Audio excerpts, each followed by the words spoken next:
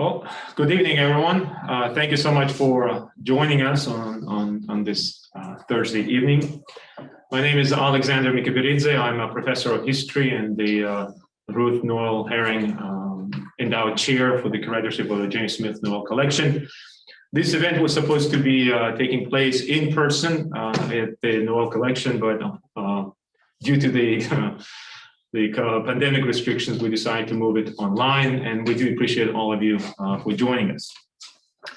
The idea that remembrance can conjure rescue from oblivion is not just a historian's sleight of hand. It is the act of remembering, of memorializing, that invokes the sense of conciliation, the very sense of humanity. Today, we're launching a unique project conceived by my colleague, Professor Evan Ripsum, and funded by the National Endowment for Humanities. From horror to heroism, the evolution of war remembrance will be a year-long project of public humanities designed to bring university students and members of community, both civilian and veteran, together to examine the tension between combatants' experience of going to war and subsequent commemorations of war in popular culture. The project will facilitate robust conversations between veterans and civilians at a series of public events that will hold in Shreveport. At each event, participants will place these celebratory kind of war narratives in a dialogue with combatants' horrific accounts of battle experiences. Let me now explain the more detailed, the technical details of our meeting, since we are in an online environment. First of all, we will have a presentation from Dr. Ripsum, followed by individual accounts from the veterans that you see standing behind or sitting behind me. At the conclusion of their experiences, of the accounts, we will have a Q&A session. If you would like to ask question, please use the chat function. If you want me as a moderator to ask a question on your behalf, simply type the question and I will ask them in the order I received them. If you prefer to ask the question in person, simply indicate that in the chat and I will call upon you when it will be your turn. Dr. Ripsum, our first speaker, is distinctly suited to host this project. He had served in the US Army, having joined the military in 2000 and been deployed to Iraq in 2004. He personally experienced the disconnect between the stark realities of war and how they're perceived through television and digital platforms to among the Americans unfamiliar with the battlefront experiences. Since serving in the military, he had devoted himself to examining how those who have served view war versus how those at home view it. He currently serves as a director of Veterans Empathy Project, an oral history program focused on recording and exploring the experiences of US military personnel. Without further ado, Dr. Ripsum.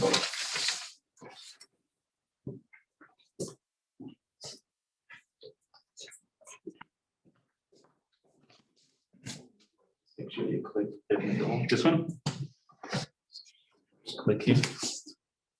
Oh, yeah.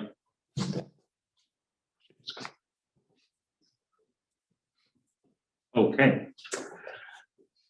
Hello, everyone. As Alex has explained, we initially planned for this event to be held in person, and we were going to pass out a flyer promoting the next event in this lecture series, which will take place on March 10th at Art Space in downtown Shreveport. Now that we have moved this event entirely online, that is not possible in terms of giving you a flyer. We will be posting the flyer on various university social media accounts, but I have also included my contact information on this first slide. If you would like to receive more information about future events, or if you have any questions about the content of this event, please email me and I will assist you in whatever way I can. The project that we are discussing tonight has been and continues to be a collective effort. Therefore, I want to begin by thanking some people for making this possible. Thank you, Alex, for offering introductory remarks and for helping junior faculty such as myself support our students and our community. Thank you, Helen Taylor, for encouraging me to apply for this NEH grant. I greatly appreciate your support and leadership. Thank you, Amanda Lewis, for crafting the grant budget. Thank you, Cassandra Jackson, for helping me administer the grant. Thank you, Jill Eves, for helping recruit our 5 project participants. Thank you, Rendell Wiley, for promoting and documenting this initiative. Thank you, Lee Chambers and Matthew Parks, for helping transition this event to an online format in a very short notice. Thank you, Rachel Hoffnung, for working as my teaching assistant while I drafted the grant application in the summer and fall of 2019. Thank you, Nick Zagzu, for helping our student veterans prepare their town hall presentations. I want to thank Caddy, my wife, whose daily acts of support are too many to enumerate here tonight. And I want to thank all of you. I know you are all busy. I know you have emails to answer and work to complete. So I appreciate your participation in this event.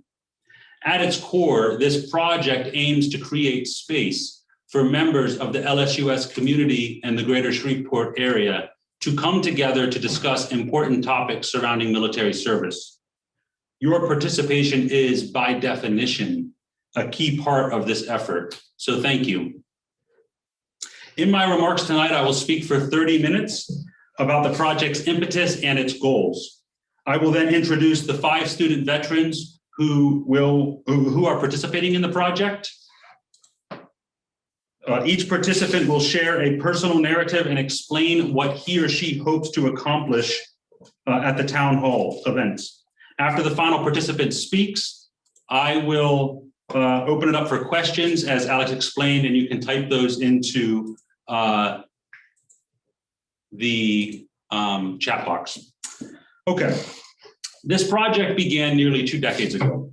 As many of you know, in March of 2004, I deployed to Iraq, where I was assigned to the Iraq Survey Group, which was a multinational force tasked with locating Saddam Hussein's alleged chemical, biological, and nuclear weapons. As you may recall, these alleged weapons were the cornerstone of the United States' justification for invading Iraq. Like many men and women before me, my time in a combat zone taught me that war was like nothing I had ever imagined. Now, I realize this description is vague. The phrase, war was like nothing I had ever imagined, that phrase mystifies the experience of combat. Throughout America's history, such mystification has contributed to the perpetuation of war by making it seem exotic. That is not my intention. I do not wish to exalt war. So allow me to offer one formulation of what I mean when I say that war was like nothing I had ever imagined.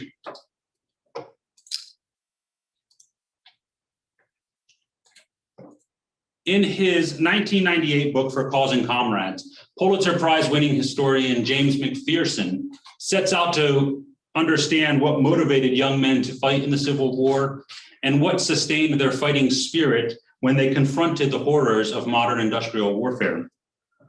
After reading thousands of letters written by common soldiers, McPherson concludes that Northerners and Southerners alike fought for the men beside them and for the larger cause. Hence the title of his work, For Cause and Comrades. While McPherson focuses exclusively on the Civil War, his formulation provides a useful conceptual model for understanding my own wartime experience and, by extension, the beginnings of this project. On April 26, 2004, I was part of a 30-man team that raided a paint factory in Baghdad. At the time, the Bush administration believed that industrial sites such as paint factories were dual purpose, meaning they could manufacture innocuous products such as paint during the day, but at night, with minor alterations, they could produce chemical, biological, and nuclear munitions. My job was to secure the site so that civilian inspectors could search for these weapons. For our conversation tonight, the particulars of what went wrong on the mission are not nearly as important as the end result. which is that the building exploded, killing 2 soldiers and wounding 5 others. One of the casualties was my gunner, Sherwood Baker. When the building exploded, he was struck by shrapnel in the back of the head, and he died en route to the hospital. An unofficial casualty was my team leader. Although he was not physically wounded in the explosion, he was psychologically and emotionally maimed by the experience, to the point that he could no longer perform his duties. Consequently, he did not participate in another mission outside the wire for the remainder of our tour. For all intents and purposes, what this means is that after just 1 month in Iraq, my team, which consisted of me, my gunner, and my team leader, my team ceased to exist. Making matters worse, 6 months later, in October of 2004, the Iraq Survey Group, which was the group I worked for, the Iraq Survey Group issued its final report concluding that Iraq did not possess weapons of mass destruction. As a result, I returned home in March of 2005, disillusioned with the war. However, I quickly discovered that many of my fellow citizens, perhaps the majority, still believed in the cause and the comrades that I had lost. In their minds, the war was just, and my dead gunner was a hero. Over the last 15 years, I have sought to understand this discrepancy. And here I would like to pause to just reiterate what I'm saying. Prior to deploying to the Middle East, I was taught certain narratives about the Iraq War. I then served in Iraq, where I experienced firsthand the falsity of these narratives. When I returned home, I discovered that these false narratives nevertheless continue to dominate the public's perception of the war. Unfortunately, my experience is not unique. In fact, quite the opposite. To borrow from popular military parlance, it is the standard operating procedure. For as the historian Gerald Linderman notes, every war begins as one and becomes two, that watched by civilians and that fought by soldiers. Conceptions initially embraced by society at large, national war aims, attitudes toward the enemy, views regarding the character of the fighting, retain vitality for civilians long after the experience of the soldier has rendered them remote or even false. The divergence of outlooks leads inevitably to tension. This idea that all wars start as one and become two, and that this division leads to tension, this idea is the project's first guiding principle. From horror, the reality of war, to heroism, mainstream domestic narratives of war, the evolution of war remembrance. As you can see from the title of this slide, this is a social tension, meaning it is a tension embedded in the everyday practices of our society. If you are curious to know what these everyday practices are, you should attend the town hall events this spring. Not that I knew any of this in 2005, by the way. Back then, I lacked the vocabulary to communicate my experience. At that point in my life, the phenomenon that I am describing was a lived ordeal, not an academic one. And so, like many combat vets, my journey to understand the tension between the experience of going to war and the public's perception of war began at home. This is a picture of my hometown, of a major thoroughfare in my hometown of Williamsport, Pennsylvania, home to the Little League World Series, if anybody's curious. As you can see, there are 3 streetlights in the foreground of the picture. Attached to each pole is a banner, which includes an image of a military service member, his or her branch of service, dates of service, and the phrase hometown hero. These flags decorate the entire city. There are hundreds of them paying homage to deceased military personnel. A few of my family members are displayed on these banners. Here is my great uncle Sonny. He was a platoon sergeant during World War II. On May 11th, 1945, he was killed by a Japanese machine gunner on the island of Okinawa while trying to retrieve wounded Marines. Here is my cousin Abe. He was a Lance Corporal in the Marine Corps who was killed by an IED in Helmand Province in Afghanistan on July 27, 2010. And here is my Uncle Tom, a gunny sergeant who in 2002 retired from the Marine Corps after 20 years of service. When my cousin Abe died, Tom returned home to attend the funeral. In hindsight, he seemed agitated. He wanted to talk about the military and the government and our nation's current state of perpetual war. But then he checked himself, said it wasn't appropriate, wasn't the right time and place, and retreated into silence. 3 years later, on August 22nd, 2013, Tom killed himself. Beyond these basic facts, I am not entirely sure what to say about the information I just shared. In part because the deaths of these three men continue to haunt my family. So it is difficult to speak intelligibly about the topic. When I contemplate the task at hand, I recall the main character of Ben Fountain's 2012 war novel, Billy Lynn's Long Halftime Walk. Billy is a traumatized combat vet who, upon returning home from Iraq, quote, seeks the means for verbalizing such matters without shitting all over their very real power. As if to talk of such things properly, we need a mode of speech near the equal of prayer, end quote. It's sort of like that. What can I possibly say to convey the magnitude of loss without sacrificing its complexity? This is the question I have struggled with while preparing this talk. And then one random day a few weeks ago, my Uncle Bart sent me a selfie, which I believe provides a striking visual metaphor of the complex ambivalence at the heart of the veteran community.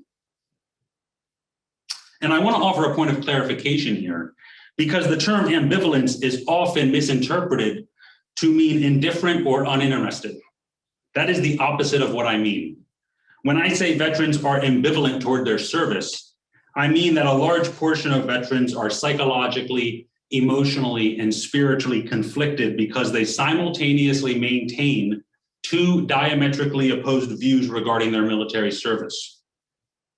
Unlike the project's first guiding principle, which addresses the tension between civilian and veteran communities, the ambivalence or tension that I am now describing exists within veterans themselves. This personal tension is the project's second guiding principle. From horror, veterans' first perspective, to heroism, veterans' second perspective, the evolution of war remembrance. Allow me to explain.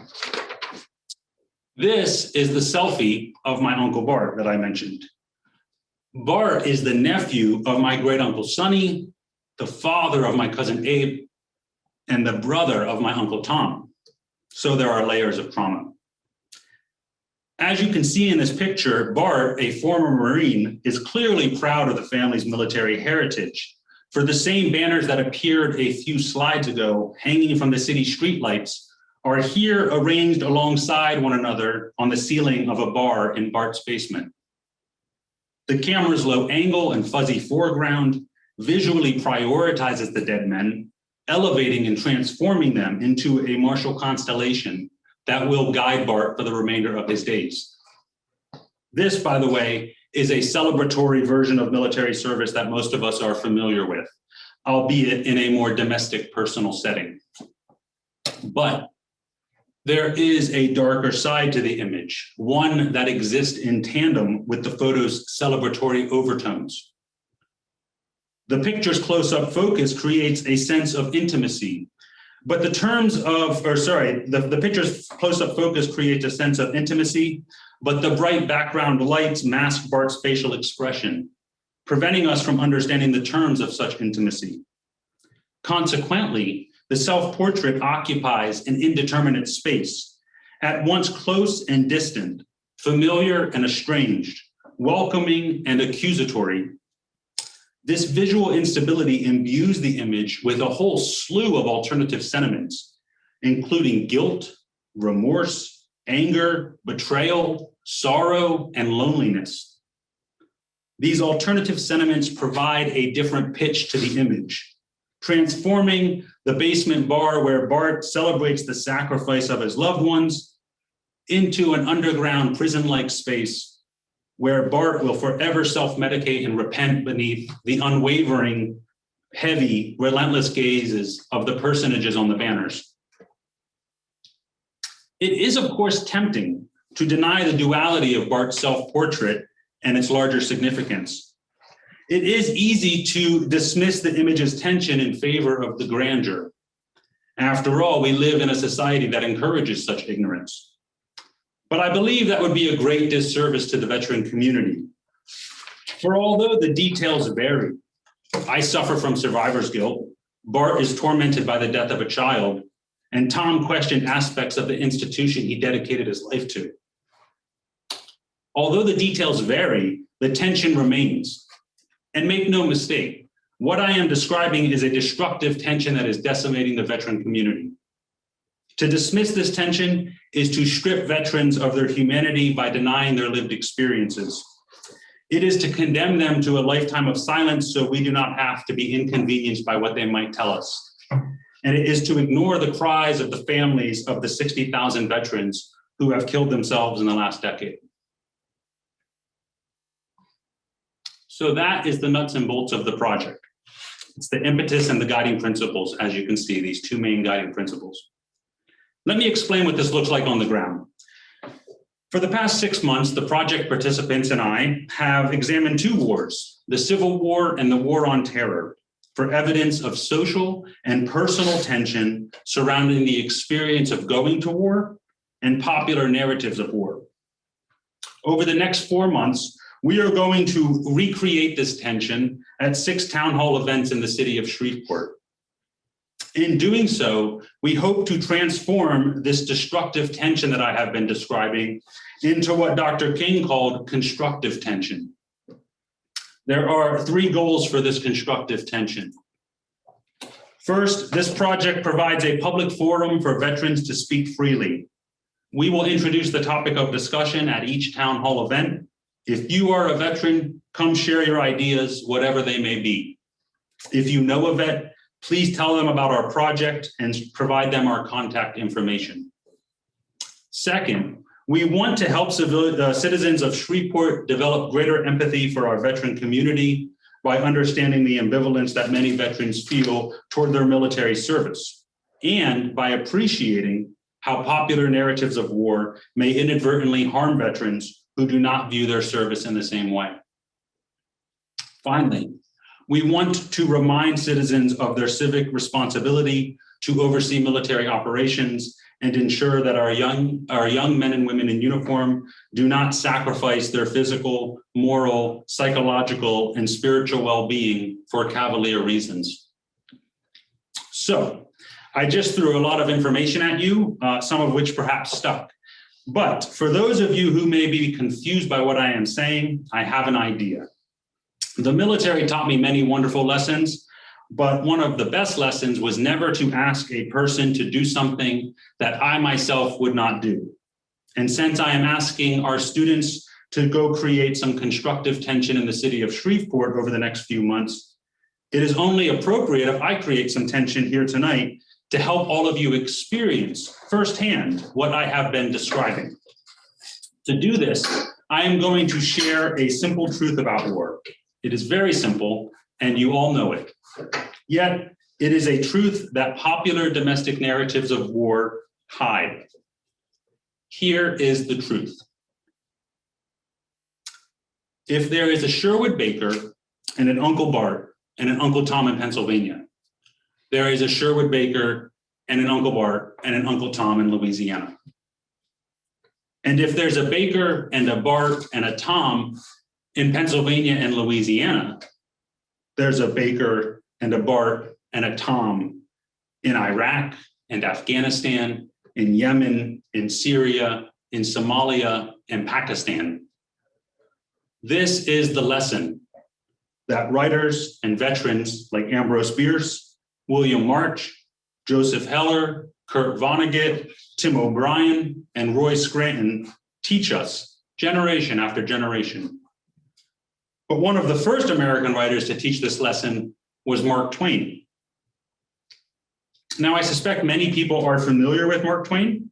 He was an ambassador of American exceptionalism who created timeless, memorable celebrations of boyhood in works like Adventures of Tom Sawyer. But Twain's love of country did not blind him to the nation's imperfections. He was a fierce critic of economic inequality, racial injustice, religious hypocrisy, and war. Published in 1885, Twain's first anti-war story, The Private History of a Campaign That Failed, offers a highly fictionalized account of his 2 weeks as a Confederate soldier in a Missouri militia called the Marion Rangers, which was basically a bunch of boys playing war. Much of the story relies on slapstick physical humor as the 15 boys, who lack any semblance of military discipline, trip and tumble over one another in the dark as they flee from rumors of an advancing enemy. But then, in classic Twain fashion, the story turns. When one night the boys fire a volley at an approaching horseman who is struck in the chest and dies, it is at this point in the story that Twain lifts the veil to reveal the horror of war, writing, quote, "The thought of him got to preying upon me every night. I could not get rid of it. I could not drive it away. The taking of that unoffending life seemed like such a wanton thing. And it seemed an epitome of war, that all war must be just that, the killing of strangers against whom you feel no personal animosity, strangers whom, in other circumstances, you would help if you found them in trouble, and who would help you if you needed it," end quote. Here, Twain assumes the persona of a traumatized veteran who suffers from nightmares when he belatedly discovers what popular celebratory narratives of war hide, which is that war, at its core, is about killing people who are like you and me. This idea that the enemy is human reaches full maturity in the short story, The War Prayer, which Twain wrote in 1905 to protest America's imperial wars in Cuba and the Philippines. In the story, a religious community prepares to send its sons to war. There is a parade with marching bands, waving flags, and bursting fireworks. There are nightly town hall rallies where community leaders and politicians deliver patriotic speeches celebrating the upcoming conflict as a holy crusade between the forces of good and evil. In the streets, children play war with their toy pistols while their older siblings enlist in the military as their high school sweethearts and doting parents watch approvingly. Then, on Sunday, the day before the military deploys, the townspeople gather at church to hear the preacher deliver a martial benediction. From the pulpit, the preacher prays that an ever merciful and benignant Father of us all would watch over our noble young soldiers and aid, comfort, and encourage them in their patriotic work.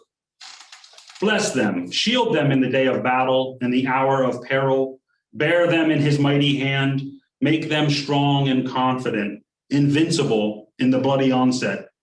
Help them to crush the foe, grant to them and to their flag and country imperishable honor and glory. Bless our arms, grant us victory, O Lord our God, Father and protector of our land and flag, end quote.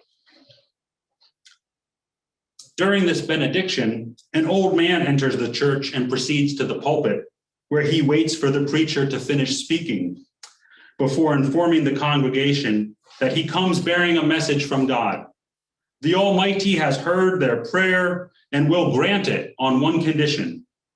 He informs the listeners that the prayer the preacher just delivered actually contains two prayers, one spoken and one unspoken, both of which God has heard.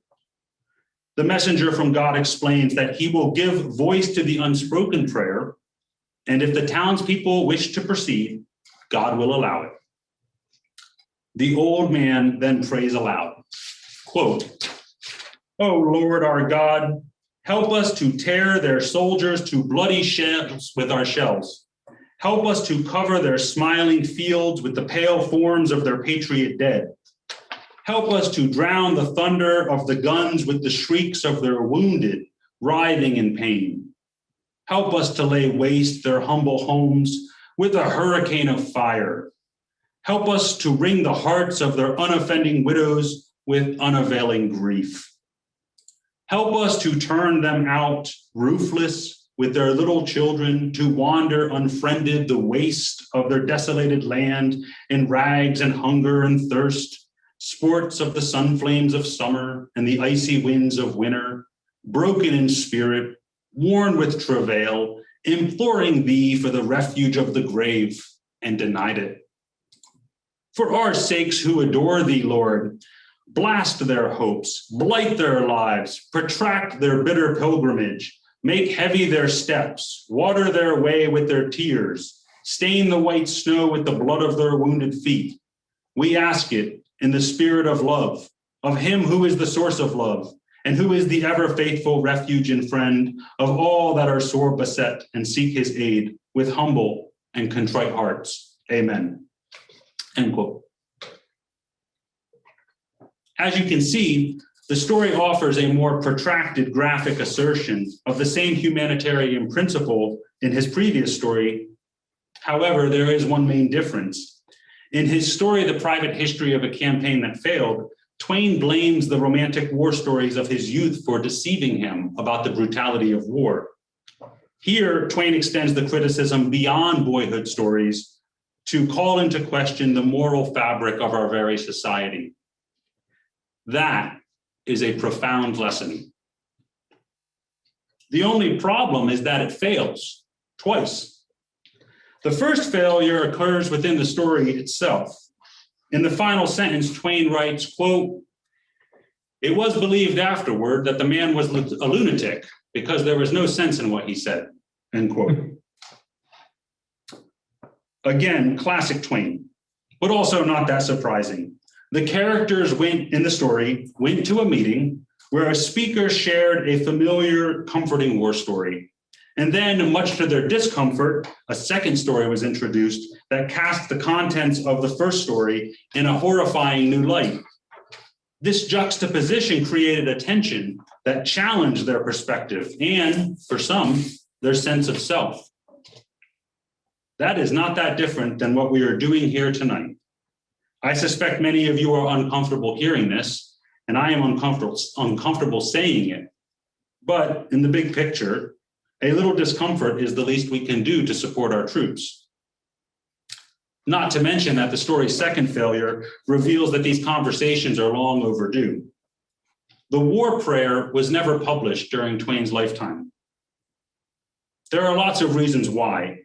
Twain's family pressured him not to publish the piece, for they feared the story's blasphemy would ruin his legacy. When Twain went against his family's counsel, Harper's Bazaar, the magazine where Twain submitted the story, rejected it, claiming it was, quote, "not quite suited for a woman's magazine," end quote, which seems like a big understatement. But ultimately, the blame lies with Twain, America's greatest satirist, who, when speaking of the story, famously quipped, "I have told the whole truth in that, and only dead men can tell the truth in this world." With all due respect to Twain, he is wrong. Veterans can tell the truth, which is what we are going to do in this project. So let's meet our truth tellers. The first up is Stephen Harkness.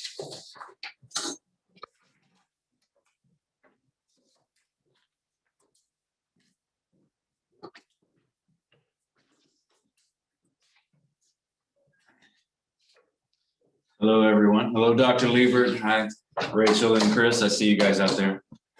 Dr. Reedson, that was fantastic and very difficult to follow. I will do my best. My name is Stephen Harkness. In a few weeks, I will be doing a town hall on veteran suicide. If you enjoy these presentations tonight, I hope that you will check out all of our presentations in the public forums when the time comes. Without further ado, let's get started. I was a sailor in the United States Navy from 2001 to 2004. I've been asked to explore my own experience and discuss the reasons I had for signing up, what I learned along the way, and how I feel about it in retrospect. Like many others who answered the call, I have many mixed feelings about my own service, about the military itself, and about the role we each play in the world. While my own story is not unique, The impact the Navy had on my life and my understanding has certainly been unique for me. I grew as a person, on the one hand, which was surely a positive outcome. But I'd also become disillusioned along the way as I realized that the gap between our cultural understanding of the armed forces and the reality of its mission is seemingly insurmountable. Like everything else, serving is a job, and young people like me joined in order to find opportunities and to participate in something larger than ourselves. But what is unique to the military, what sets it apart from other jobs, is the way society reveres the soldier, sailor, and airman, in spite of a consistently misunderstood and misrepresented portrayal of what that job entails in popular culture. For my own part, I was a shiftless youth, raised in a sleepy town with few prospects and many pitfalls. I was a drug user, living aimlessly in the moment. My experiences with poverty, on the one hand, and my grandfather's heroic attempts to inculcate certain kinds of values, on the other, produced a receptivity to the perceived military Spartanisms of modular living and compartmentalized existence, which I found alluring. The Navy offered me an entirely new way to live, a full-service renovation of my life, complete with income, travel, training, and the promise of a good education and financial stability. I felt like I was going nowhere, and I was tired of my hometown and itching for something new. So I signed up. 2 weeks later, terrorists attacked the World Trade Centers, and the nation cried out for war. War was quite a bit more than I had bargained for, but I was locked in and there was no turning back. For the most part, I did well in the Navy. My heretofore speculative belief in my own abilities ceased to be hypothetical. I was intelligent, hardworking, and capable, and the aircraft carrier was a perfect place for proving these qualities to myself and to others. For the first time in my life, I had real responsibilities and developed a competitive attitude which would propel me through the ranks more quickly than many of my peers, many of whom had served for much longer than I had, but did not advance as quickly. This experience gave me an adult sense of self-confidence, even as many of the bad habits I had developed in my childhood lingered on. I developed a propensity for leadership, acquiring the kind of discipline and self-confidence without which my own intelligence alone had been insufficient for navigating the crises of a complicated world. However, many of my expectations, conscious or subconscious, proved groundless. Boot camp, for example, was nothing like the way it is portrayed in the movies. A grueling emphasis on physical fitness was indeed subordinate to the more tedious focus on attention to detail and mental stamina. Moreover, I expected to find among my shipmates a conscientious sense of geopolitics and history, which in retrospect was sorely lacking. These were people who accepted the rank and file structure of military life and did not often question the validity or context of the mission. It is my hope that the irony inherent in the juxtaposition of these two examples, cognitive prowess and blind allegiance, will not be lost upon the audience today. Like my teenage self, these were genuinely gifted people whose intellectual faculties had been hijacked and conscripted for inferior purposes, which we would all later discover had been derived from lies, propaganda, and the momentum of the moment. Critical thought had been bastardized and crammed into a narrow box where it could not impede the will of the ruling class. At least that is my perspective. While there is much that I miss about the military, such as the good food, which I took for granted, the romance of the open seas, which cannot be adequately appreciated in words, and the camaraderie of friends sharing a once-in-a-lifetime adventure, there is much more that I resent. I have and always have had a deep-seated contempt for authority, which nearly 2 decades of schizophrenic politics and a careful study of history have only served to reinforce. People who take orders from others who are not qualified or morally disposed to giving them facilitate profoundly depraved acts of destruction on their fellow man. I am guilty of this. I helped murder hundreds, if not thousands, of innocent Iraqi civilians in support of my country's pursuit of hegemony in a global oil industry. that science and technology have already rendered obsolete. The president lied, and we listened, because it was easier to believe that we were fighting the axis of evil than to accept the idea that we were propping up our own dying imperial regime.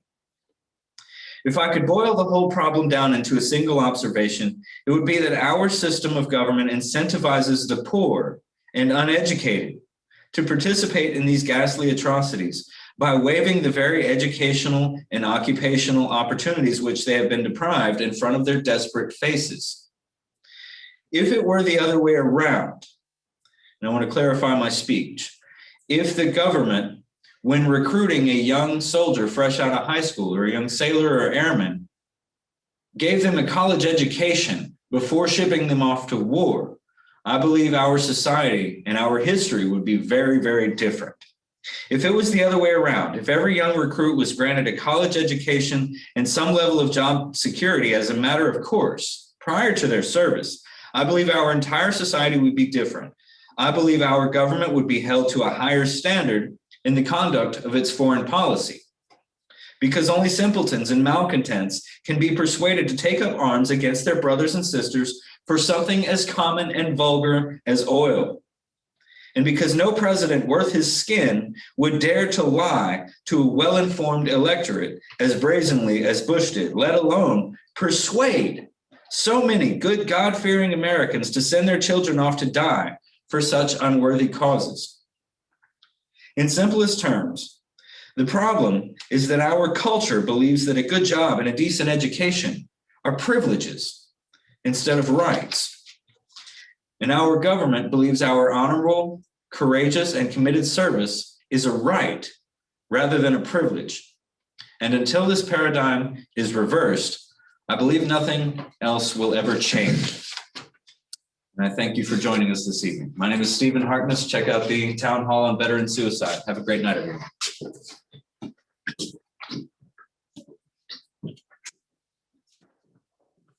Thank you, Stephen.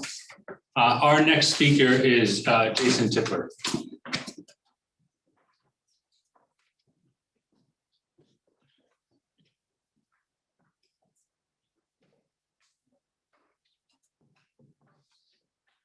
Hi, everybody. As Dr. Reeves said, my name is Jason Tippler, and I'm retired from the United States Air Force. While working on this project over the past few months, I've reflected on my own experience in the military. And I'm going to briefly share that experience with you now. Starting out, I never put a lot of thought into what I was going to do, but once it got closer time to graduation, I knew I had to make a decision. In this decision, there were three main factors that led me to the military. First was family tradition. My uncle was in the Air Force. My dad was in the National Guard. My grandfather was in the Navy, and he fought in World War II. And this goes back generations and generations. So I had that. The second reason why is because I was expecting a kid, and I needed a way to provide for her and give her everything that she needed.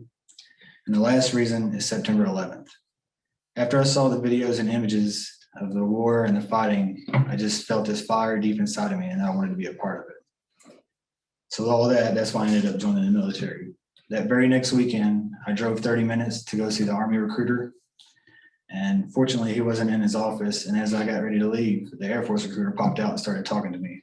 And to be honest with you, I wasn't buying what he was selling at first, but after about an hour of talking to him, I was like, all right, let's do this. I'm ready. So I signed up. Now, granted, I was only 17 years old, so I had to have my parents sign for me as well. My dad signed for me without any problem. But my mom, it took a little bit of convincing for her to come around, but she finally did. Fast forward a couple months, and I'll graduate high school. A week and a half later, I'll leave for basic training at Lackland Air Force Base in San Antonio, Texas. After I've completed basic training in tech school, I was assigned to my first duty station, which was Little Rock Air Force Base in Arkansas. It was a training base, and I absolutely hated my job there. It wasn't what I expected, and it wasn't what I wanted. So about a year after I got there, I applied for a special duty assignment in Germany, and I was lucky enough to get picked up for it. This job changed everything. It was fast-paced, it was unique, it was specialized, and I did missions all over Europe, Africa, and the Middle East. I was gone all the time, and I just loved it. Do a good job like that, you can pick up a lot of injuries. And over those 5 years, it really started to catch up to me. Just to give you a brief view of the injuries that I had, or to hear the injuries I had a grade 5 tear in my L5-S1 disc in my back, herniated discs in my neck and my back, hyperextended muscles in my back, a broken foot that never healed right, torn meniscus in both of my knees multiple times, shoulders and neck problems, a seizure disorder, short and long-term memory loss, hearing loss, PTSD, and what the doctors think was either a severe blood pressure problem or a stroke. The reason why I say they think is because they don't know what happened. 1 minute I was watching TV in my house and I woke up 3 hours later in the hospital with no recollection of what happened. Apparently my neighbors 3 doors down found me face down unconscious in their front yard in the middle of the night and called the ambulance.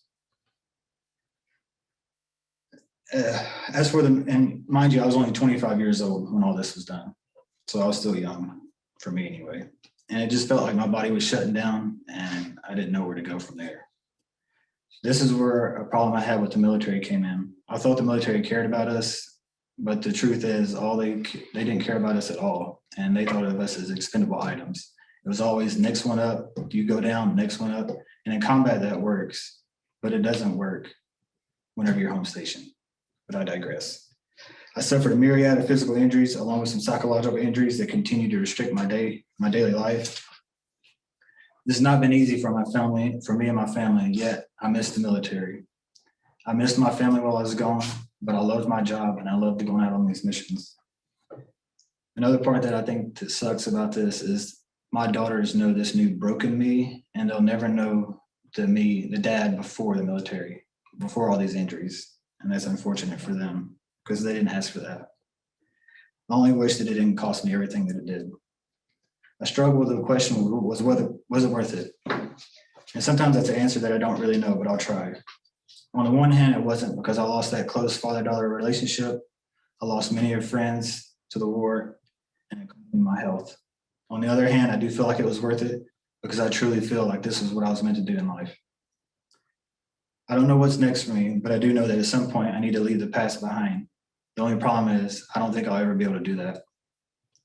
When it comes to doing this project, I initially wanted to do it because I like everything about the military related and the history of the military. I didn't know exactly how this was going to go, but I can say now that I'm very happy that I was accepted into this project. Not only have I learned more about the Civil War, but also the self-help it has given me from doing the work. I hope this project accomplishes 2 goals. First, I hope other veterans realize that their story matters, no matter how insignificant or unimportant they think it is. Every story should be told. The second hope is for civilians to realize that what they see on TV shows and in the movies is a fantasy. It's not the real military. What you don't see and feel is the months that I spent away from my family, all those special milestones of my kids that I missed, my divorce, and the emotional and physical problems that come from it all. Those mental and physical issues come home with you, and it can destroy you and your family. With that being said, I hope you all will join us in the coming months and attend one or more of the town hall events that we'll be having. I'll be kicking off the town hall events on March 10th at the Art Space downtown from 6 to 7:30 p.m. I'll be discussing Oliver Wendell Holmes Jr. and the dangers of war nostalgia. Trust me, this is not something you want to miss. It will not only help you contemplate the Civil War, but it will also make you question the narratives of all of our nation's wars. What we discuss will stay with you, and it will make you hesitate when you speak of the dead. Thank you.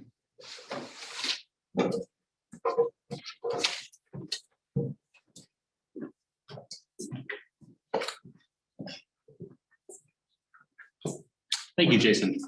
Our next speaker is Chad Beal.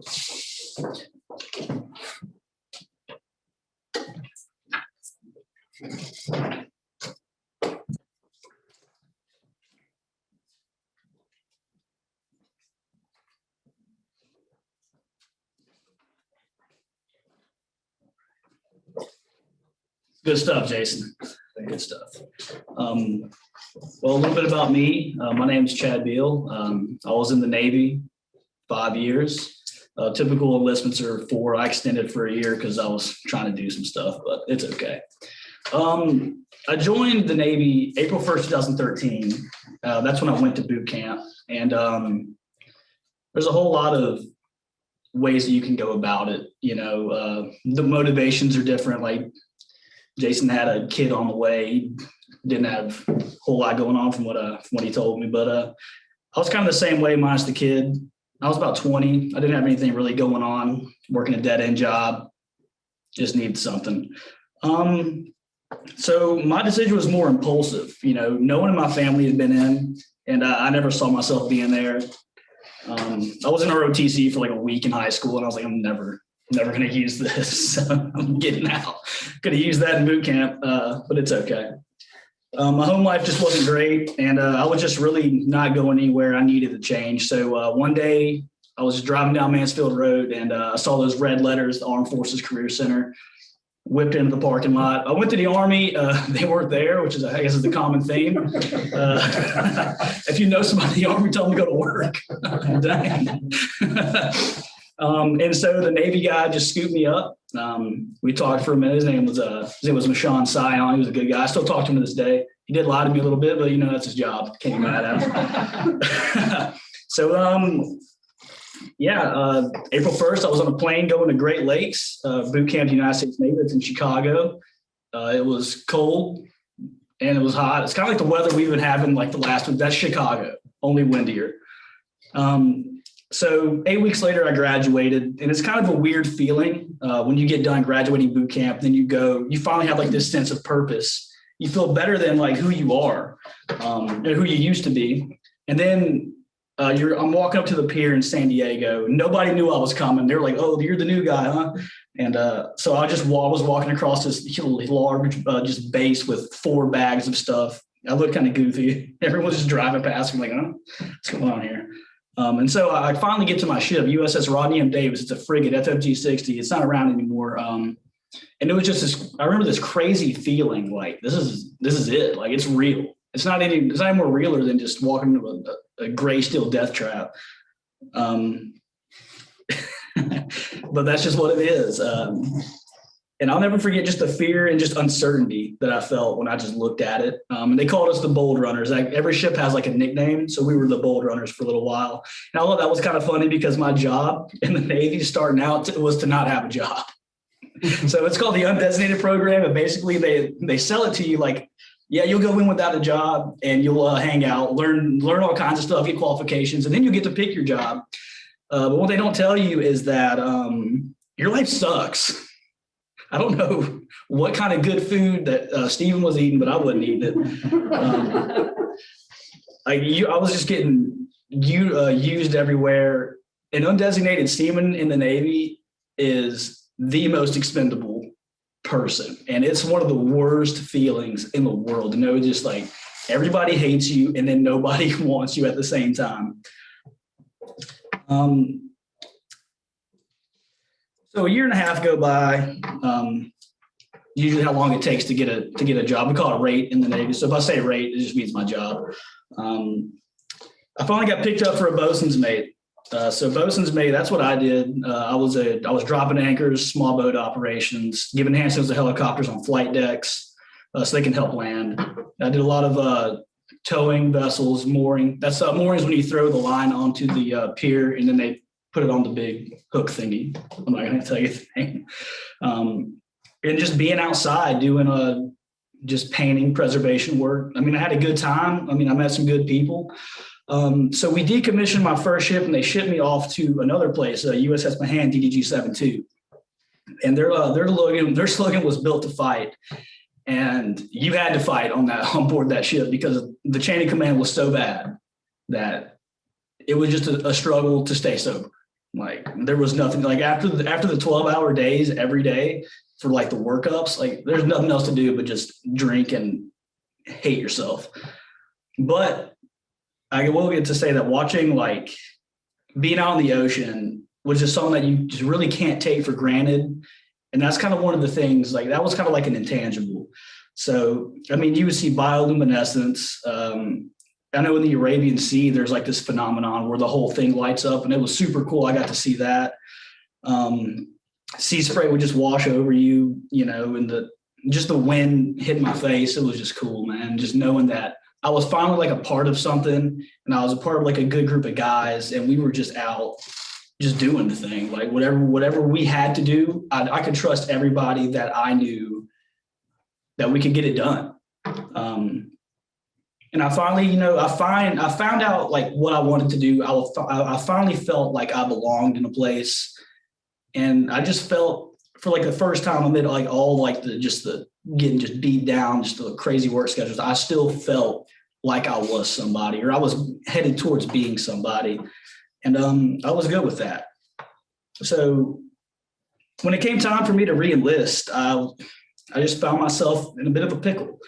I was caught between loving my job, and I came to the realization that if I didn't do exactly what my higher ups wanted me to do, then I wouldn't be able to continue to do my job.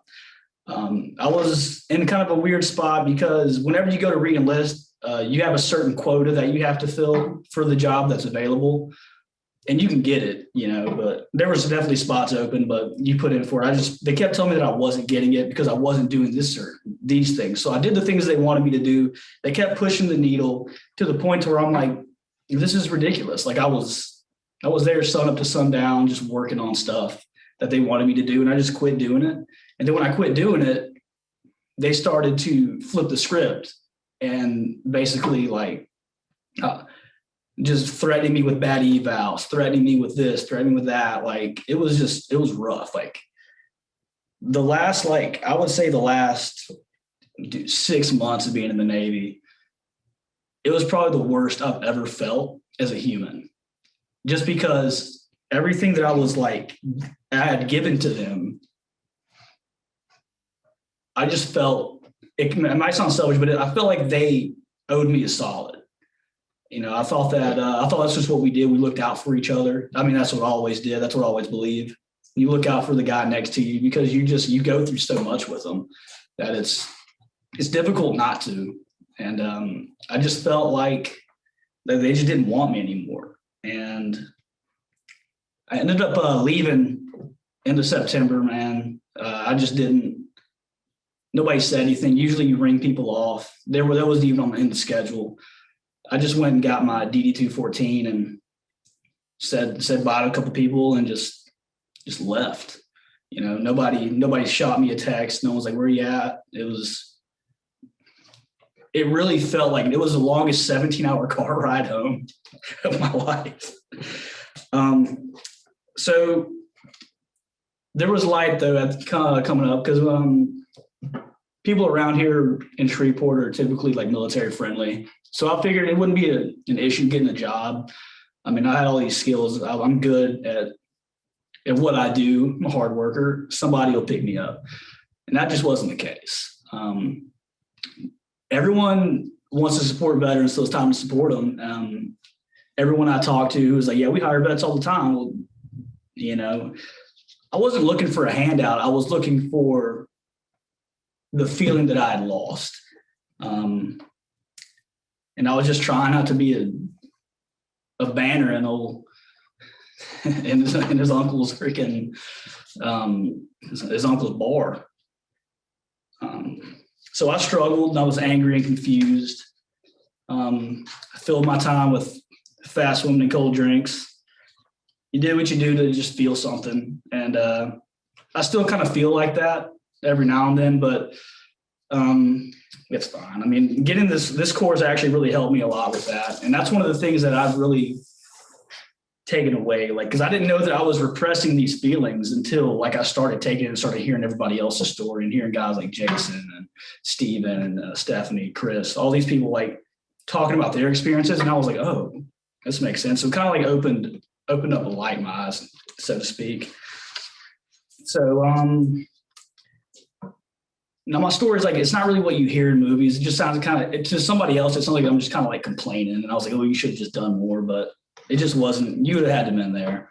I think it's for people to understand. It's important for people to understand that people like me exist. And I mean, they're all over the place.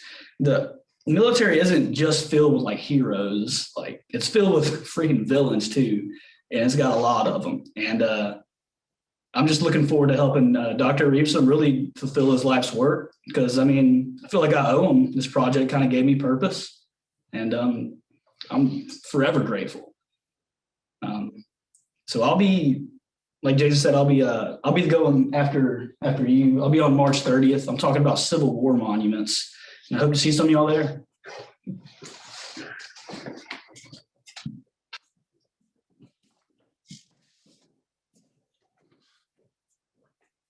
Thank you, Chad. Really appreciate it. Our next speaker is Stephanie Young.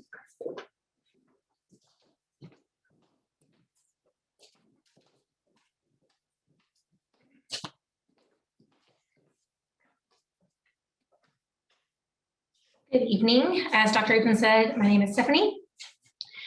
If you knew who I was during my high school years, you would have bet all of your money that I was not military material. I was a preppy, spoiled, and sheltered girl who grew up in the suburbs of Atlanta, Georgia. There was a small town feel to my hometown. After graduating high school, I had a full academic scholarship to Kennesaw State University. It was located about 45 minutes from my home. My parents provided me with an awesome life, a lifted Jeep Wrangler, and covered my expenses. I did have a waitressing job so I could have beer money because it was college. I detoured away from my plan from the years of 18 to 21. I made many wrong turns. I was reckless and careless in giving my heart away. I gave up on my personal dreams and quit college to pursue a guy who was no good for me. After a lot of hard-learned lessons, I decided I needed to be 100% independent and self-sufficient. I wanted to make a change for my life that would help me get back on the track that I wanted my life to go. That is what drove me to enlist in the military. My oldest brother was in the Army, and he warned me to stay as far away from the Army as I could. So luckily, I did not have any problems with recruiters like my peers. My younger brother was in the Air Force, and I did not want to follow in his footsteps. And I knew there was no way I was strong enough to be a Marine, so I walked into the Navy's recruiting office. I did not need to be persuaded or convinced by the recruiter to enlist. My mind was made up, and nothing was going to change it. Fortunately, my parents told me the importance of getting everything that I can out of the Navy and how important it is to get a job that could be done in the civilian sector. So after taking my ASVAB, going through MEPS, and a few extra screenings, I landed a job as an air traffic controller. I left for boot camp at the age of 21 on May 1st, 2013. Despite what you may have heard from other veterans or service members, I absolutely loved boot camp. It was such a time of inspiration and motivation. I knew I was there, and the bonds I made with shipmates are bonds that I still carry today. Boot camp brings out the best in everyone. Honor, courage, commitment. Those are the Navy's core values. They beat it into our brains every day for 9 weeks. Honor, courage, commitment. We had to practice these values in everything we did, including shining our shoes. I embraced this skewed vision, believing that every single thing about me and my fellow shipmates was so important and honorable. We were held to a higher standard. So when I made it to the real Navy or the fleet, it was a total letdown. I was stationed on the USS Nimitz in Everett, Washington. Up to this point, I was under the impression that all service members were honorable and trustworthy people. However, I learned rather quickly that is a false narrative. There are so many different people in the military, and everyone has their own story. I did meet some amazing people while in the Navy, but I also met a lot of bad people. I learned through experience the military is not filled with heroes. The stories that are told through Hollywood scripts are actually very rare. They are the exception, and we live in a culture that celebrates the exceptional and assumes it is reality. I am very conflicted with my time in the Navy. While I was active duty, I was miserable and desperate to get as far away from the military as possible. It felt as if I was serving a prison sentence rather than being a part of something admirable and honorable. I gave up my rights and freedom as a civilian to become a government-owned item. We had curfews, and we were told when we can leave the ship, even when we were in home port. We were monitored in all that we did, in or out of uniform. If a sailor was to get in trouble, the military can strip them of their money, liberties, and even rank. We worked long hours in harsh working conditions with low morality. On the ship, we were given a small rack or a bed that had mattresses much like the ones you see in jails. Our racks were stacked 3 high and 6 beds in one small cubicle. The room I was assigned to was called a birthing, and it had about 85 women in there. We had 4 showers, 5 toilets, and 3 sinks to share among all of us. And believe it or not, I was in one of the more luxury birthing areas for enlisted females because I was a part of the operations division. The food was horrible. I do not know what Stephen was talking about. We often ran out of supplies for food, and so we were fed whatever scraps they could find. We were told constantly how we are all a part of a huge machine, and every single job, no matter how small it seemed, is crucial for that machine to work. That may sound sweet and sentimental, but that is exactly what we were to the government. Just a very small piece to a machine, a number, not a face, not a name. Being treated this way being treated this way for so long has a way of ripping out the humanity and honor from so many people. I witnessed so many people being stabbed in the back and thrown under the bus so that another person could stand on top for just a few short moments. I saw others completely turn their backs to their duty as a service member. I saw great sailors turn into mediocre people doing their best to survive ship life. I was one of them.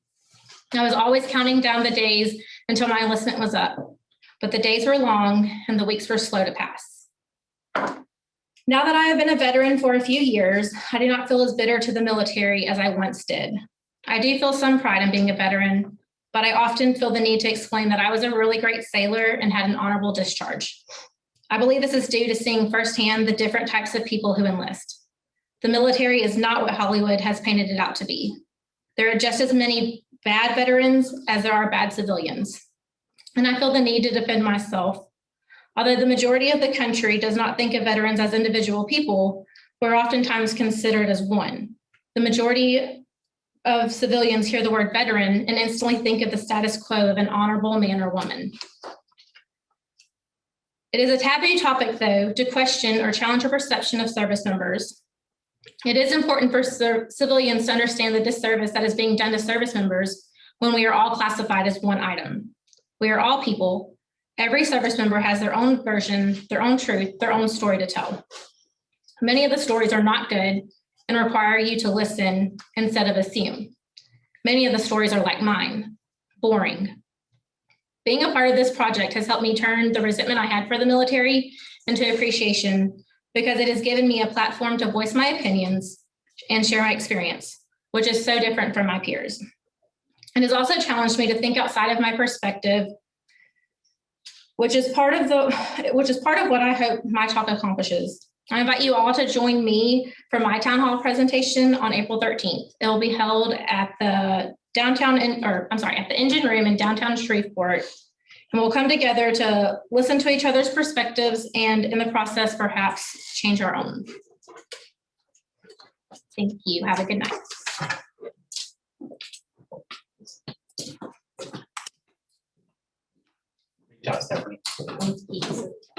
All right, and our final speaker is Christopher Howard.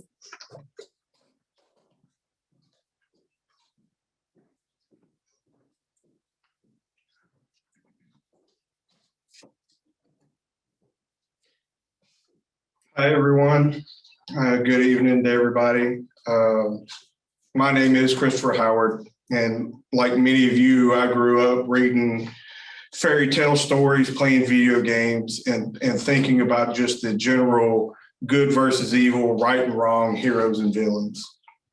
This is how I grew to understand the September 11th attacks.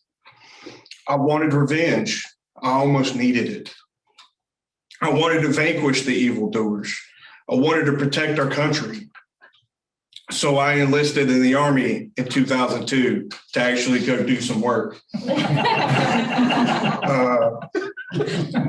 over the next 12 and a half years, I would deploy to Iraq 3 times and Afghanistan twice. While time and multiple deployments has changed my perspective, I have never forget what initially drew me to the military. In my opinion, every good story every good story at its core has to have a good versus evil narrative, a story of monsters and the men who seek out to destroy them. We fill our stories with monsters to justify the atrocities that we commit on others. We, the good guys, need a reason to find and destroy the monsters. I was part of this facade when I was younger and bought into the media's propaganda. With my trusty pitchfork, I set out to destroy the monsters in the Middle East.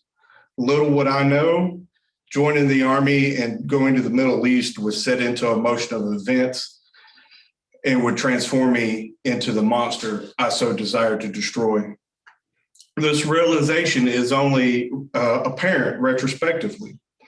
It would take years and multiple deployments before I would have even the slightest inkling that maybe, just maybe, I was participating in a war that was perpetuating an atrocity on both the Iraqi and Afghan people. But before all of that happened, I believed what I had been told, which was that these people were at best ignorant goat herders and at worst terrorists. However, my interactions with the populace challenged my preconceptions. Much to my surprise, I learned that these people were not the monsters the American government had claimed. Rather, the Iraqi and Afghani people were hardworking, and like most Americans, they wanted to provide a better future for their children. Nor were they the backwoods savages and imbeciles. I learned firsthand that these people were, in fact, quite smart. There were engineers who helped the Army build and fortify the bases by helping us build concrete guard towers and fortify the bases we held.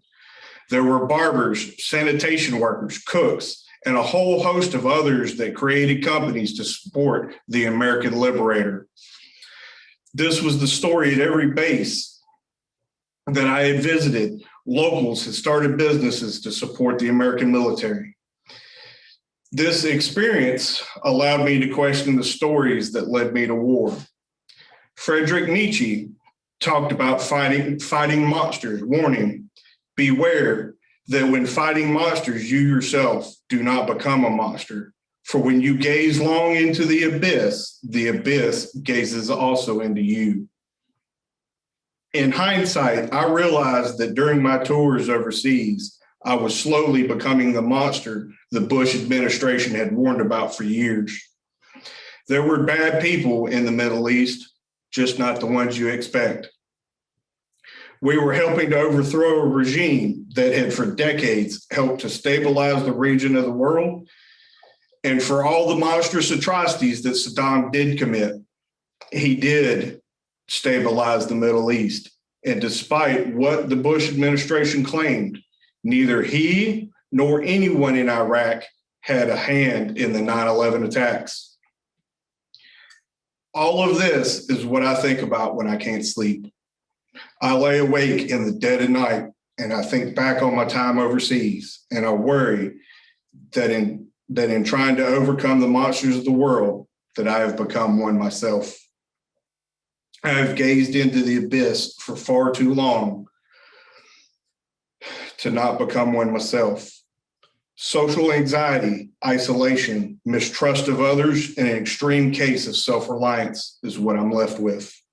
Much like the monsters of our stories, the monsters do not live around others. They live in isolation in the darkness of the world and away from society. The monsters inherently mistrust others and their intentions. I am the monster of my own creation for wanting to do nothing but destroy those who were responsible for the 9/11 terrorist attacks. I do not regret joining the military, nor do I regret going to the Middle East. I am who I am today because of that.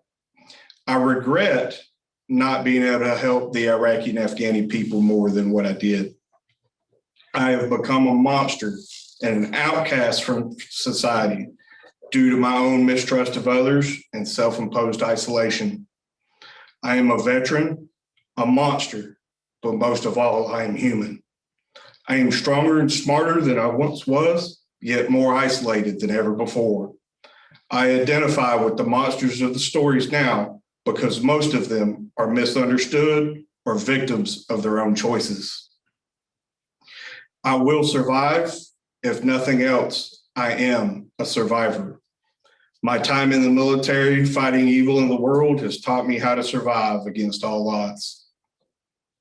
I will keep fighting and pressing forward.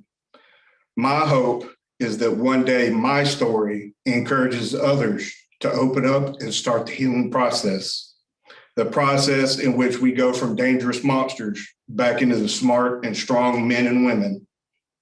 This world needs monsters and men. I am one of its monsters who desires to be a man.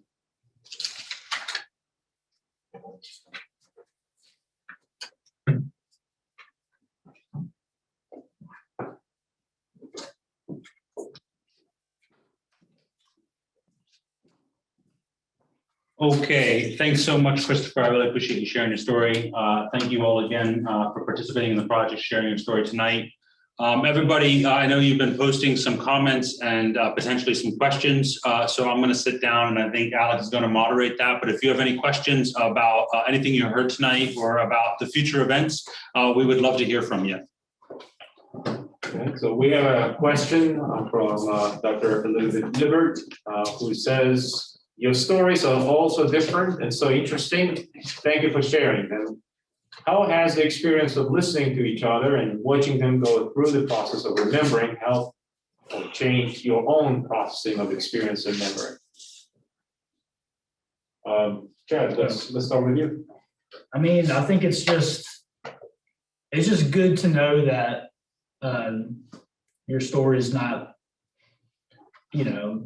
not as uncommon as you think. Like hearing Stephen, he was getting good food. Stephanie, guess we just weren't. I think that's just kind of one of the things that really kind of puts things into perspective. Like it's just little stuff like that, little details that I think was really good. Yes, I agree. It's awesome being able to hear different perspectives, and kind of like I always said in my story that we all are kind of we are a very small part of a huge project that Dr. Eason has envisioned, and it's exciting to me.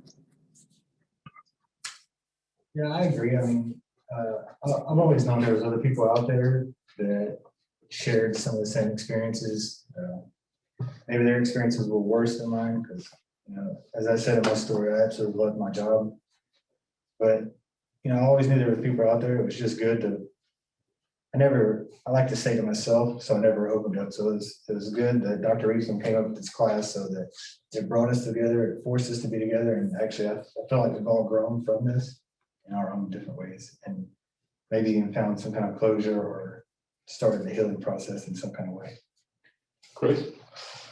I always kind of knew that there was others out there like me that just had questions that were never answered. One of mine was, why do I miss being shot at every day? Why do I miss, getting blown up or almost dying on a daily basis over in Iraq and Afghanistan? What about being at war, and experiencing these traumatic events makes me miss that? And so for me, that was an answer I wanted to, or that was a question I wanted an answer to. And hopefully by working with the other veterans that we have here, I've kind of backburnered that question in light of a few other things. I think our next question is more for Dr. Richardson, and it comes from our good friend, Charles Boyd. Have we forgotten Vietnam War vets? And how can they join and participate in this project? Yes, so there were some stipulations by the NEH, and so the NEH required certain wars be focused on in terms of a pre-1900 and a post-1900 war. And so I selected the post-9/11 events, not because I was trying to ignore the Vietnam vets, but just because I know we have a large student veteran population here, and I thought it would be really relevant to the needs and the specific strengths of our student vets here. But certainly, the Vietnam vets have a unique perspective in terms of they are sandwiched between two generations of war vets who have been treated as heroes. We think of World War II vets coming home and treated as heroes, and our current situation where men and women in uniform are treated as heroes. And that is a problematic history, don't get me wrong, I'm not trying to celebrate it, but the Vietnam vets have a different experience, right? And so I hope we can actually get some Vietnam vets to come out and participate in these events because they have perspective that we are not hearing all too often. And they have valuable life experiences that I think can help other vets in this community process their time in the service. Can Vietnam vets contact you? Absolutely. And so there's that email at the beginning of my slideshow. It is evan.reepsum@lsus.edu. And any veteran can contact us. Vietnam vets would be, we would love to have them participate in the project and come and join and help provide more perspective. Again, ultimately, I mentioned in my talk that veterans can provide the truth. That can only happen, in my opinion, with more voices, right? I don't have the truth. No one on this panel individually has the truth, but collectively, if we can come together, I think the more voices on these topics, the better that is for all of us. We can learn from one another and get a much more diverse perspective on it. So please, if you happen to be a veteran or you know a veteran, please share my contact information. I would love to work with them on this project in any way I can or going forward. Our next question for the all panelists from Dana Singletary. Hi, Dana. Do you feel that in joining this project, you have found a sense of brotherhood again that you felt in the service? And Chris, I'll let you start this time around. As far as found it again, I've kept up with several of the people that I've deployed with. So I've never really lost the brotherhood or the camaraderie. But like physically, all of our services here, or at least those of us here, are vastly different. So it's kind of hard relating to Navy or Air Force. For me in the Army, I was more ground operations in Iraq and Afghanistan. So it's a little different trying to figure out the organization of Navy and Air Force. But to actually answer your question, I never really lost it. Jason? I think when I think of the brotherhood, I think of two different things. You have the brotherhood of the people that you fought with and that died beside you. I did a lot of operations over there, and certainly it's a different brotherhood. But I did find another somewhat like a brotherhood here, but just because it's like-minded people. And I've been out of the military. I've been retired for 8 years, almost 9 years, and so it's nice to have another, to have at least something with people that have the same. It may not be the same service, but it's the same values, it's the same feelings, it's the same, in some ways, experiences. So in a way, I found another brotherhood here. I agree with how Jason put it. I think it's very well put. I was not doing anything dangerous or on the ground. I was very safe on a ship, thankfully. But I do feel like there is a lot of, like you said, similarities here, and just like we're all working together. And it is neat getting to hear different perspectives, and kind of, I always feel like my service was not important, not worthy of anything. So it's kind of cool to feel like, okay, maybe it did matter a little bit. So that's nice. Good. Y'all can just say no. You know what I'm saying? Well, it's like Chris said, it's different, I still keep up with a few. I don't keep up with everybody because, I don't care for everybody. I got about three or so people out of the 600 that I still keep up with, but it's definitely cool to be around this group of people for sure. I mean, I'm not going to take a bullet for you. Get out the way. Oh, Evan, you're a veteran, so how about you? Yeah, I would say, the story I shared with all of you, obviously it's a very personal story. And one way that was able to, I think, insulate myself from that experience for a little while in my life was to divorce myself from the military community, actually. And so getting to work with all of you has been a way for me to kind of re-experience some of the best parts of that experience for me. Right, and so hearing your stories about the different experiences you have, that has meant a lot to me. And so when you say about reconnecting to that brotherhood, remember in my story, that brotherhood was shattered a little bit pretty quickly in my war experience, at least not the military experience, but in the war experience. And the repercussions of that and the residual effects of that were fairly long lasting. And so this has meant the world to me, both academically and like professionally, but then also for my own healing, right? I think repeatedly we heard the vets talking about, beginning that healing process of having conversations. And I've been doing it for 15 years and I think I'm scratching the surface. And so, it's not the same, it's definitely not the same, but it is meaningful to me in ways that I couldn't anticipate. And so I'll be eternally grateful for all of you. And I would say one more thing. I know everybody's piling on Stephen because he's not here, but yeah, he's crazy with the food stuff. I don't know. It's ridiculous. Did you get good food? Maybe because I was eating at that Air Force chow hall there on Bagram. And That was my problem. Like you were eating at my chow hall and I was eating MREs. Okay. I will leave this question up to volunteers. Jill Eves, our good friend and person who is our generous host here at the Veterans Center on campus of LSUS. What is one question you don't like being asked, and what is the question that you would rather be asked? I don't want to be killed. Yeah, I was about to say that. I'm like, stop asking that. Stop it. Don't. You kill anybody? How many people? Like, don't do that. It's kind of rude.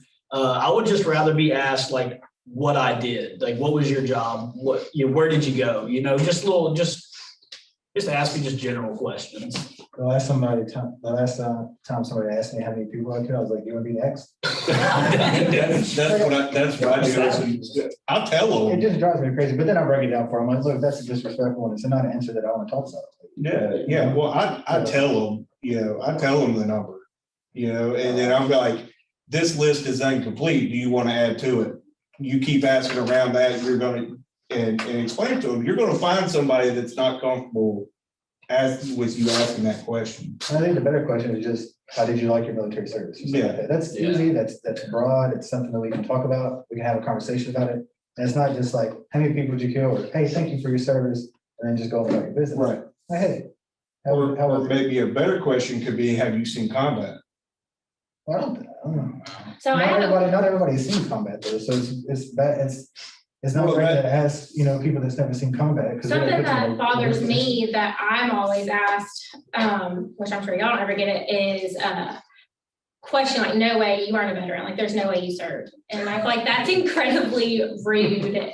I don't know. Like, they're letting everybody in. Man. Like, I'm surprised you haven't. Next question is, everyone seemed to mention, it's by Devin Williams, and the question is, everyone seemed to mention the manipulation of recruiters for armed troops to some degree. Would you all say that the recruiting efforts should be amended or analyzed in any way? So considering your experiences, do you feel as though the recruiting techniques have the possibility of being more truthful and forthcoming?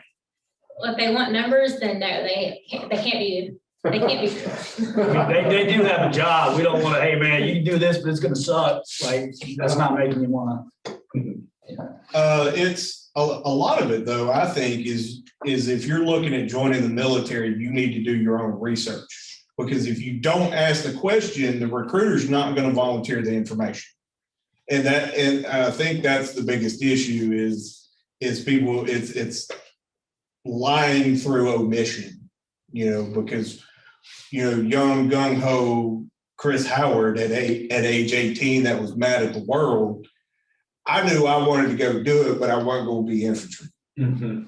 So I think that it is we as a society need to be more informed ourselves.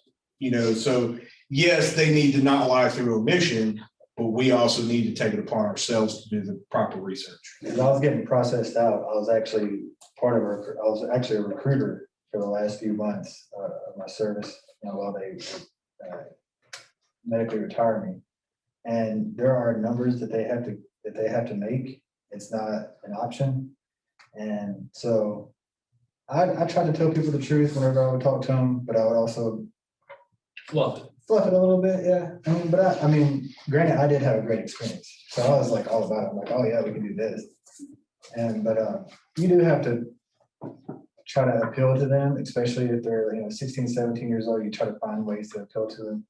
Because like going to college, that's not, if you're joining the military, college is not really high on the list at the time. So, I mean, I tried to tell the truth, but it's hard to be completely truthful and just telling every single thing, because truth is not a lot of people would want to join that. And you have a number that you have to make this. It's no question about it. And they hold you to it. They do hold you to it. You can get, Like, there's no recruiters get in trouble if you don't make your quotas. Yeah, I got some friends that are recruiters, and they said it's the worst job that they've ever had to do. Yeah. Like, it's not a fun thing.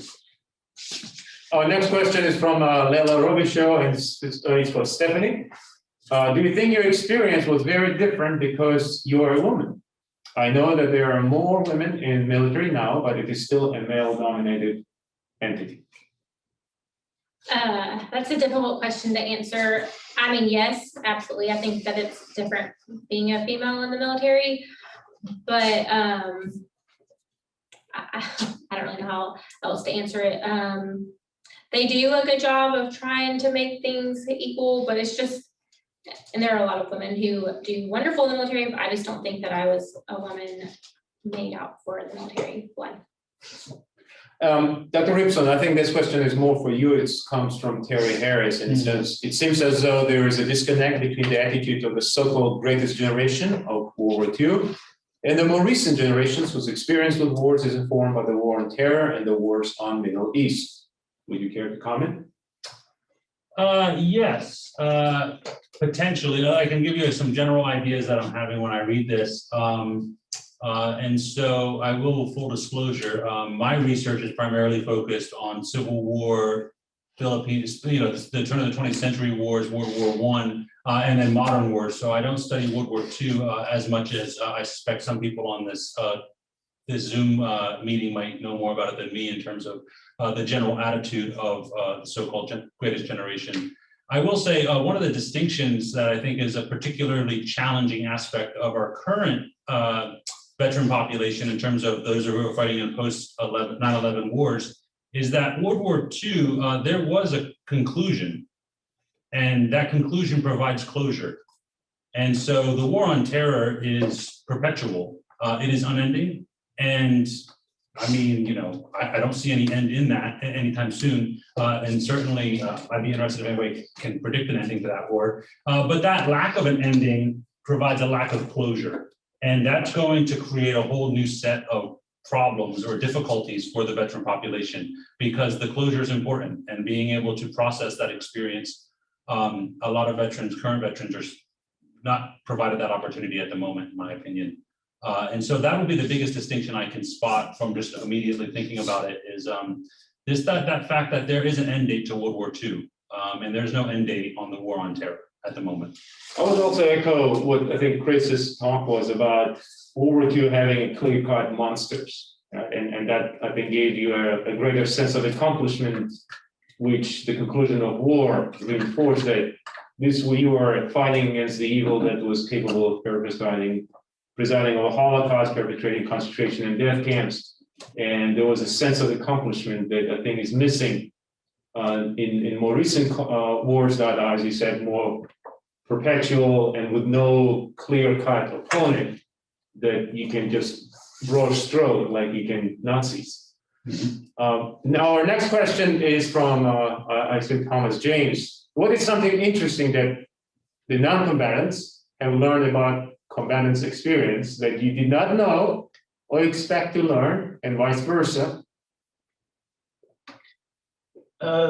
So the question is essentially, what is, as a non-combatant, what will be the thing that you learn about the combatant's experience or the combatant's experience if you've been engaged in the combat about non-combatant experience or the military? I was surprised. They don't really wear it like I would think they would. And I think that's one of the biggest things. Like, you guys really wear it on your face. Yeah. I think that's a big thing. I learned that food in the Navy sucks. We were getting fed good, overseas. We were getting, steak and seafood every Friday in the chow hall down Raymond's. So I think did that's where clarify. Steven was. I need to clarify, food on a ship is terrible. Like when we're at bases on land, and then it's good, but on the ship, it's Yeah, horrible. But, well, I mean, you don't have to be a combatant to almost die. Like I've almost had helicopters crash on my head. I've almost lost limbs from line handling.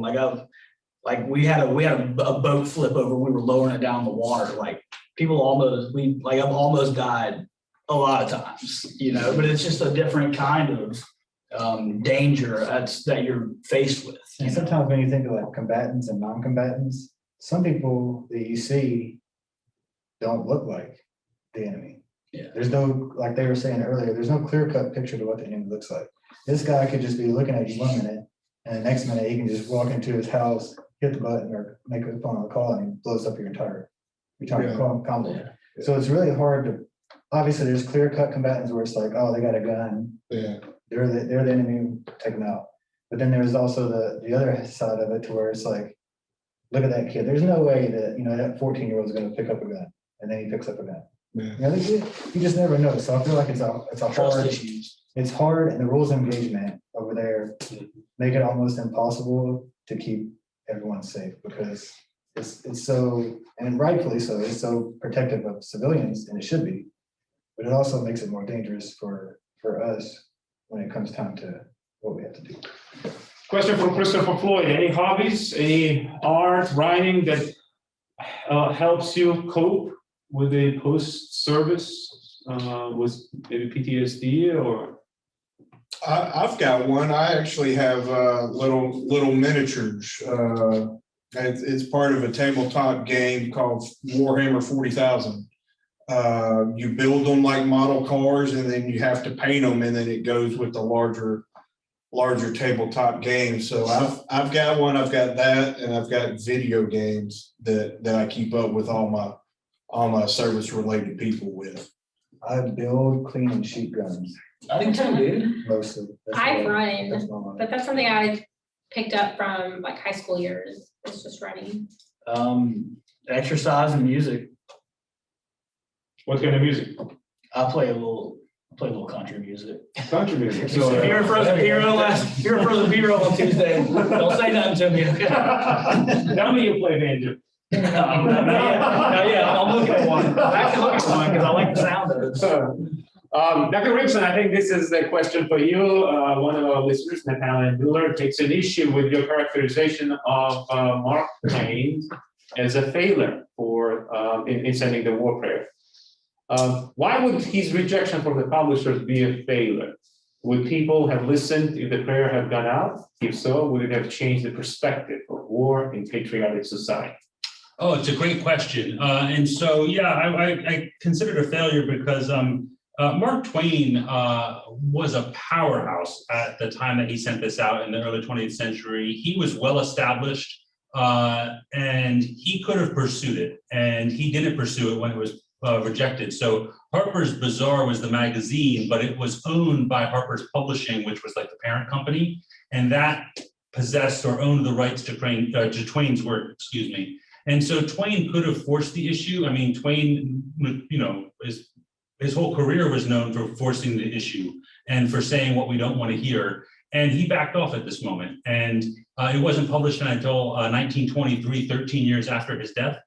And so earlier, by the way, it was mentioned with Vietnam. The Vietnam War, the veterans of the Vietnam War really latched on to the war prayer, a lot of the protesters, and saw their experience in terms of that story. So in terms of could it have changed the perspective, it seems like every generation of veterans rediscovers that story. And so I don't know if it can change perspectives. He was part of the Anti-Imperialist League. And so that included Andrew Carnegie. It included veterans like Ambrose Bierce. This was a massive movement across class, and they protested the wars at the beginning of the 20th century when the American empire explodes into the international space. And so it could have raised awareness. Now, whether it's going to stop the trajectory that the United States was on or continues to be on, I don't know. But I will say, for me, there are lots of people doing that sort of work and lots of people who are dedicated to that and whose work is more geared toward that. I'm interested in working with veterans who to help them understand their experience. And like I said, the Vietnam vet generation gravitated toward Mark Twain's war prayer. And I think because it begins to contemplate some of these really difficult issues that we don't like to talk about in public because they're considered impolite or inconsiderate or insensitive. And so again, could it have stopped imperial wars in the Philippines? Probably not, right? But could it help generations of veterans who came home and who drank themselves to death? Or who beat their spouses or who killed themselves? I think it could help some. And for me, that's the least we can do at this point is we have to help the people who have served our country understand that service in ways that are meaningful and helpful and that do justice to the complexity of that service. Our next question is from Christopher Stratton.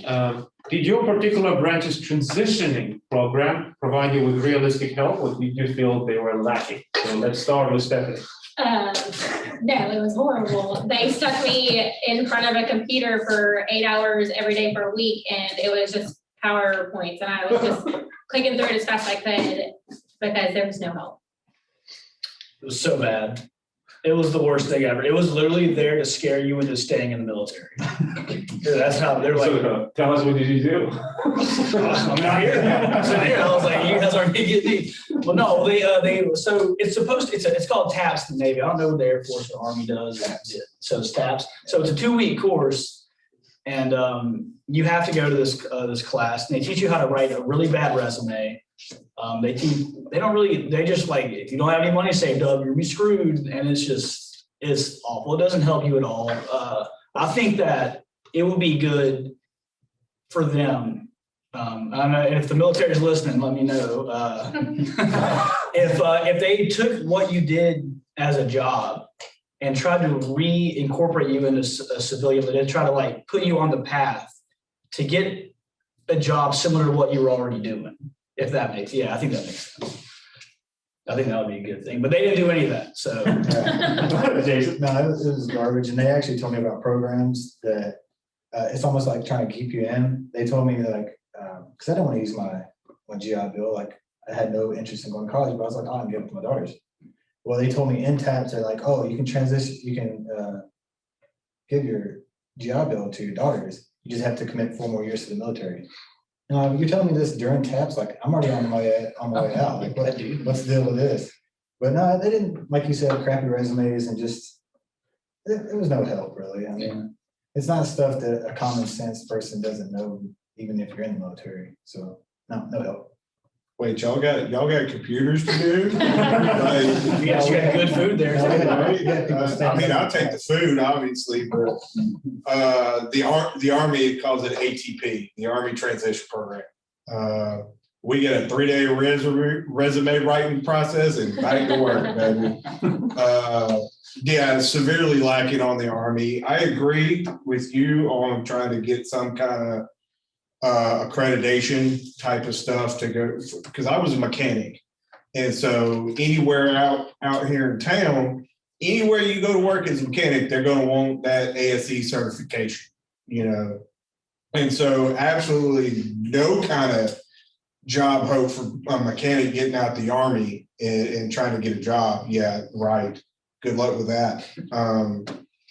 So I agree. Some kind of better job placement kind of thing. And instead of like, oh, you're getting out in 3 weeks here, you better sit in front of this computer for 8 hours, for a week.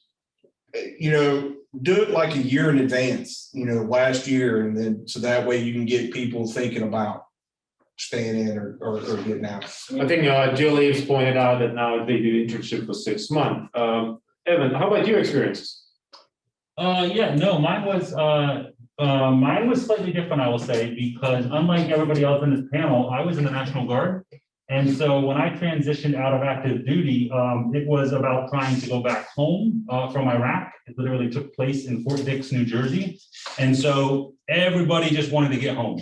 And so they put forms in front of us and you just sign away, right? I'm fine, let's go home. And that was the expectation. It was just happening quickly. And then when I went back to my home station, when I eventually left the service, which was later in 2006, they did what they had to do. They have a mission, and that's not what my mission was, but they actually, just tried to get me to re-enlist and said, we'll give you rank. We'll give you a promotion basically if you re-enlist. And that wasn't what I was into at that moment. But so it wasn't my experience. But again, I was at the front end of the war. I served in 2004, 2005. In terms of, I think some of those programs have gotten somewhat better, although I realized you all served a little bit after me and it still sounded really bad. So maybe they're not learning as quickly, but I don't want to criticize them too much. I think the military has adjusted as best they can, but it's a pretty big institution and organization. And in 2004, they weren't doing much. Good enough for government work. Yeah, good enough for government work. That is definitely a common saying in the maintenance field of the Army. Close enough for government work. Let's go. Let's roll with it. That's it. So I think that is the end of our questions, I believe. Well, thank you so much for everyone for joining us. I hope you will come and attend the events that we have scheduled in March and April. Once again, if you have any questions, reach out to Dr. Ipsum and check what we have to offer. We have very exciting events coming up. Thank you. Thank you, everyone. Come see our vets and our students.